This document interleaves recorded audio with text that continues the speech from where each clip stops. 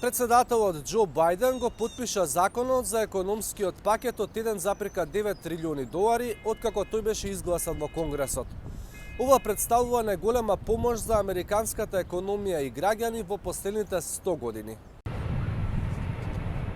Додека вакцините се дистрибуираат низ целата земја, стапката на имунизација надмина 10%, Конгресот го усвои пакетот рекордна помош за американското стопанство. That will help our nation crush the COVID pandemic. It will put more vaccines in arms, put more kids back safely in schools, put more money in people's pockets, and put more people back to work. Пакетот кој треба да ја поттикне американската економија е вреден 1,9 трилиони долари, најголема помош во речиси 100 години. Републиканците беа против, сметаат дека покрива сегменти кои не беа погодени од пандемијата. It's no exaggeration to say that the majority is using this crisis to pass their progressive policy wish list. Дел од аналитичарите пак сметаат дека големината на пакетот ќе има значајно влијание не само на американската, туку и на светската економија. This $1.9 trillion bill will boost the global economy by 1%.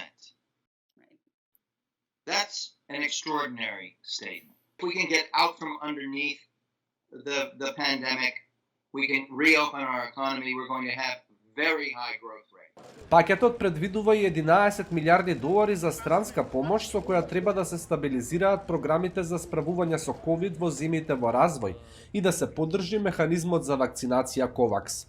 Здравствените експерти сметаат дека не е доволно да се вакцинираат само американците. Viruses don't respect borders. If we continue a slow global rollout of the vaccine, it is entirely possible that strains will emerge elsewhere that threaten the efficacy of our current vaccines and possibly even render them useless. Токму странската помош која ја содржи пакетот беше една од главните причини за препирање во Конгресот меѓу демократите и републиканците. It's an acknowledgement that fixing COVID within the United States boundaries and getting out from underneath the pandemic, reopening society, reopening the economy will only be successful if it is done universally around the world. That we cannot be thinking as if we're some isolated island. Овој пакет помош ужива голема поддршка кај американските граѓани, покажуваат истражувањата на јавното мислење. Со стапувањето во сила на новиот закон, веќе од понеделник, голем дел од американците ќе добијат по 1400 долари директна помош. Ова е петти економски пакет од почетокот на пандемијата. Минатата година најголемиот дел од американците добија по 1800 долари директна и неповратна помош.